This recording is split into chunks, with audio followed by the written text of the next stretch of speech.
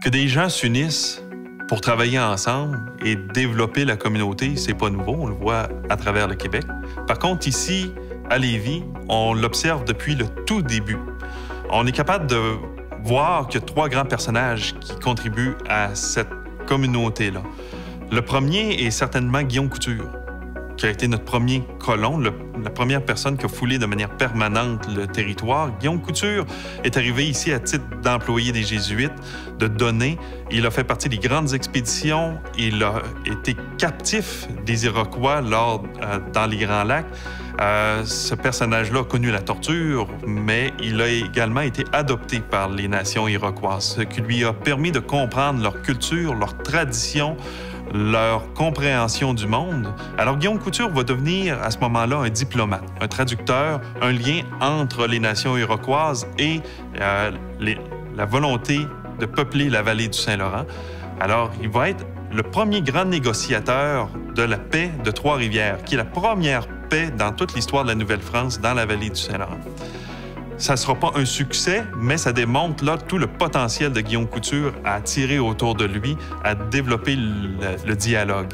Et il va venir s'établir ici même à Lauson, étant le premier à coloniser le territoire. Et autour de lui vont se greffer d'autres personnages qui vont contribuer au développement de Lauson, de la communauté. Un peu plus tard, à la toute fin du régime français, arrive Étienne Charest, qui est alors seigneur de la seigneurie de Lauson. Étienne Charest, lui, veut défendre le territoire face à l'envahisseur lors de la conquête britannique. Alors, Étienne Charest va attirer autour de lui des colons, des habitants, des gens qui veulent défendre le territoire et à l'aide de fusils de chasse va assurer la défense de tout notre territoire qui avait été déserté par les forces françaises. Si bien que ce personnage-là va être décoré de la Croix de Saint-Louis, qui est la plus haute distinction qu'on peut retrouver dans la royauté française à cette époque-là. Un peu plus tard, Lévis va se développer autour du commerce du bois, de la construction de navires, des chemins de fer, et arrive un personnage, Joseph-David Désiel, qui est alors curé de la paroisse de Lauson. Il constate que les capitaux, l'avoir, le pouvoir de la région de Lévis est aux mains des Britanniques ou des anglophones. Alors, il va fonder une nouvelle paroisse sur les hauteurs qu'on appelle Notre-Dame de la Victoire, qui commémore la grande victoire du chevalier François-Gaston de Lévis sur les plaines d'Abraham en 1760. Joseph-David Désiel va fonder la paroisse, mais autour de lui va se greffer des gens qui vont l'aider à fonder de nouvelles institutions, donc le Collège de Lévis et le Couvent de Lévis. On va retrouver parmi ces institutions-là des élèves, dont Alphonse Desjardins au collège et Dorimène Desjardins au couvent.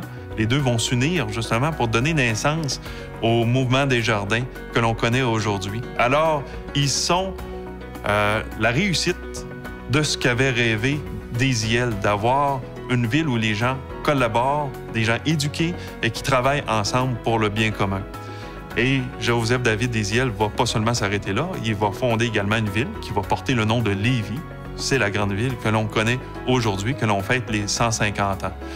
Donc, ce n'est pas nouveau chez nous que des gens travaillent ensemble pour le bien commun.